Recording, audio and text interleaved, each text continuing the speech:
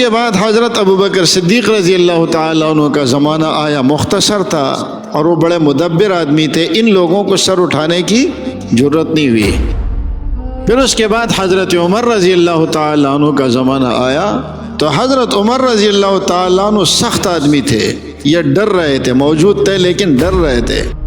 جب حضرت عثمان رضی اللہ تعالیٰ عنہ کا دور آیا تو حضرت عثمان رضی اللہ تعالیٰ عنہ انتہائی نرم دل آدمی تھے، وہ نہ جنگ کرنا چاہتے تھے نہ کسی کو تکلیف دینا چاہتے تھے۔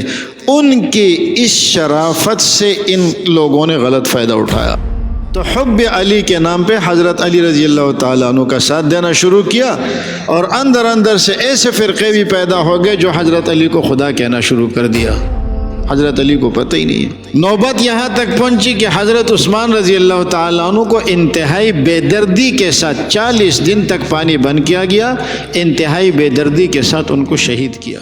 صحابہ کرام میں آپس میں اختلافات کیوں ہوئے، ان کی آپس میں جنگیں کیوں ہوئی، اس کے لیے ہمیں ذرا پیچھے جانا پڑے گا۔ حضرت ابراہیم علیہ السلام کے اولاد میں حضرت اسحاق علیہ السلام بھی تھے اور حضرت اسماعیل علیہ السلام بھی تھے۔ یہودیوں کی کوشش یہ ہے اور عیسائیوں کی کہ وہ حضرت اسماعیل علیہ السلام کا انکار کرتے ہیں، کہتے ہیں یہ ہے ہی نہیں، تعصب ہے، اور وجہ اس کی یہ ہے کہ زیادہ تر جو انبیاء کرام آئے وہ حضرت اسحاق علیہ السلام کے اولاد میں آئے۔ حضرت اسحاق علیہ السلام کے اولاد میں حضرت یعقوب علیہ السلام، اور پھر یعقوب علیہ السلام کا لقب اسرائیل تھا، تو بنی اسرائیل میں جو انبیاء آئے وہ زیادہ تر وہاں سے آئے۔ اب جب نبی علیہ السلام تشریف لائے تو باوجود اس کے کہ وہ آپ کو جانتے تھے کہ آپ برحق نبی ہے، یعرفونہ کما یعرفون ابناءہم، لیکن پھر بھی وہ آپ پر ایمان نہ لائے۔ کیوں؟ اس تعصب کی وجہ سے کہ جب سارے انبیاء حضرت اسحاق علیہ السلام کی اولاد میں آئے تو یہ ایک نبی بیچ میں اسماعیل علیہ السلام کی اولاد میں کیوں آئے؟ اہم یقسمون رحمت ربک نحن قسمنا بینہم معیشتہم فی الحیات الدنیا، یہ ہم میں کیوں نہیں آیا، وہاں کیوں آیا؟ تو یہ تعصب وہاں سے چلا آ رہا ہے، اور خاص کر یہودی آپ علیہ السلام کو کیا اسماعیل علیہ السلام کا انکار کرتے ہیں، عیسائی بھی انکار کرتے ہیں، کہتے ہیں بس یہ تو تھے ہی نہیں، آپ نے کہاں سے نکالے اسماعیل علیہ السلام کے اولاد میں، یہ تو اللہ اعلم حیث یجعل رسالتہ، اللہ جسے چاہے رسالت دے دے، اللہ کو زیادہ بہتر پتہ ہے، تمہیں یہ نہیں بتانا چاہیے کہ سارے اس میں آئے تو ایک ان میں کیوں نہیں آئی، آخری بھی ان میں آ جاتا۔ یہ اختلاف وہاں سے چلا آیا اور یہی نبی علیہ السلام کی مخالفت کا سبب بنا۔ پھر رسول اللہ صلی اللہ علیہ وسلم کے ساتھ ان کی جنگیں ہوئی، مسلمانوں کے ساتھ جنگیں ہوئی، اور جن کا سکہ وہاں پر چلتا تھا ان کی نوبت یہاں تک پہنچی کہ رسول اللہ صلی اللہ علیہ وسلم نے انہیں خیبر تک محدود کر دیا اور فرمایا جب تک ہم چاہیں گے یہاں پر تم رہو، اور یہ کہ جزیہ ادا کرتے رہو۔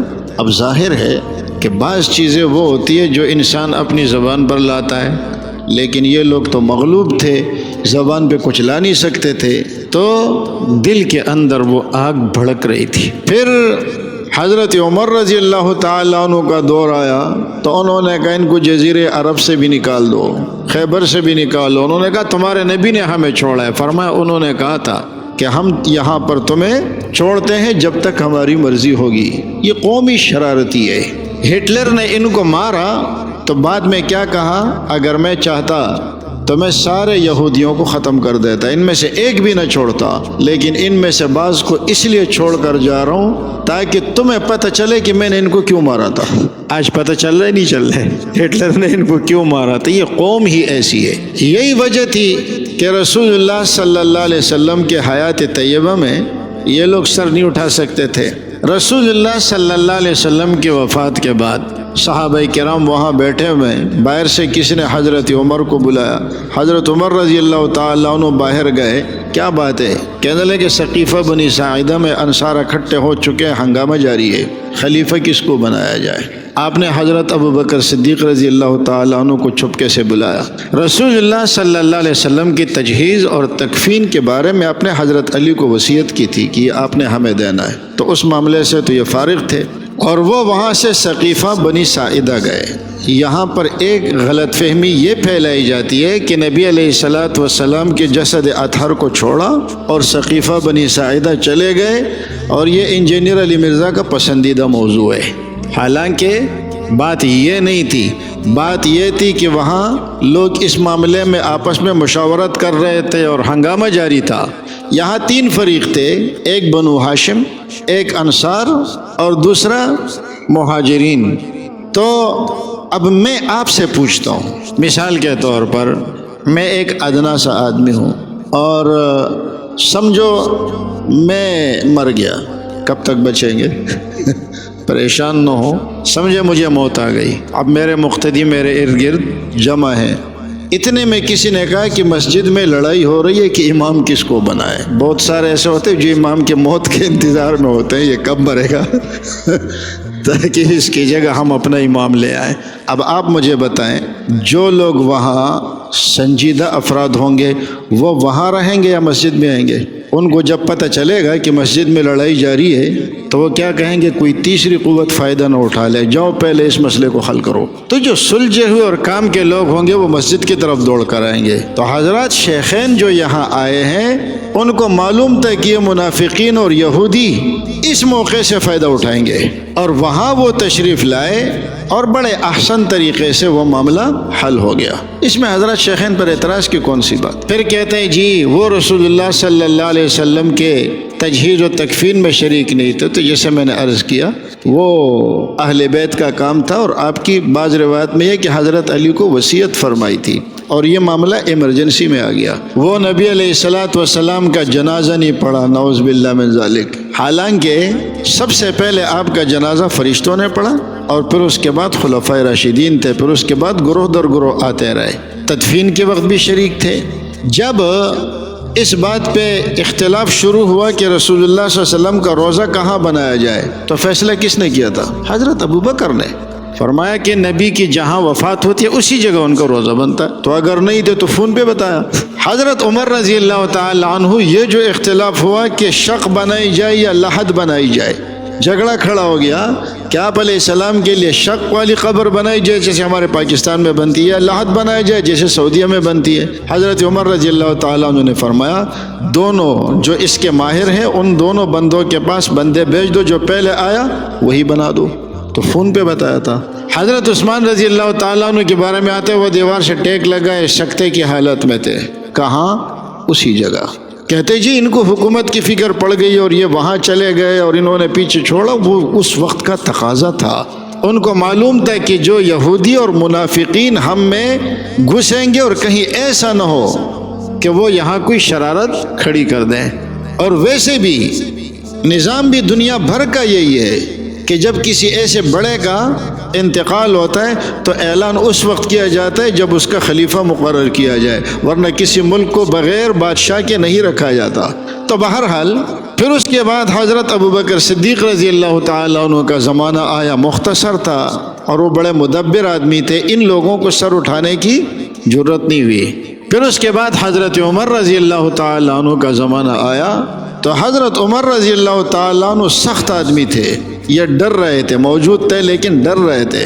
جب حضرت عثمان رضی اللہ تعالیٰ عنہ کا دور آیا تو حضرت عثمان رضی اللہ تعالیٰ عنہ انتہائی نرم دل آدمی تھے، وہ نہ جنگ کرنا چاہتے تھے نہ کسی کو تکلیف دینا چاہتے تھے۔ ان کی اس شرافت سے ان لوگوں نے غلط فائدہ اٹھایا۔ اب ظاہر ہے کہ جب وہ اٹھیں گے تو وہ کھل کر تو نہیں بولیں گے کہ ہم تمہارے خلاف آ رہے ہیں، وہ کسی نہ کسی کا ساتھ دیں گے۔ تو حب علی کے نام پہ حضرت علی رضی اللہ تعالیٰ عنہ کا ساتھ دینا شروع کیا، اور اندر اندر سے ایسے فرقے بھی پیدا ہو گئے جو حضرت علی کو خدا کہنا شروع کر دیا، حضرت علی کو پتہ ہی نہیں ہے۔ نوبت یہاں تک پہنچی کہ حضرت عثمان رضی اللہ تعالیٰ عنہ کو انتہائی بے دردی کے ساتھ 40 دن تک پانی بند کیا گیا، انتہائی بے دردی کے ساتھ ان کو شہید کیا۔ مولوی 40 دن پانی بند کرنے کی بات نہیں کرے گا۔ اور آپ کو معلوم ہے کہ جس وقت ان کو محاصرہ ہوا تھا اس وقت آپ کے دروازے پر جو محافظ اور گارڈ کے فرائض انجام دے رہے تھے وہ حضرت حسن رضی اللہ تعالیٰ عنہ تھے۔ حضرت علی رضی اللہ تعالیٰ عنہ بھی آئے، بے بس پانی لایا۔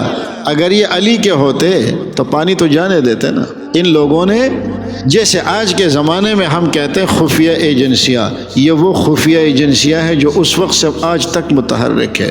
اختلاف ہوا، حضرت عثمان رضی اللہ تعالیٰ عنہ کو شہید کر لیا۔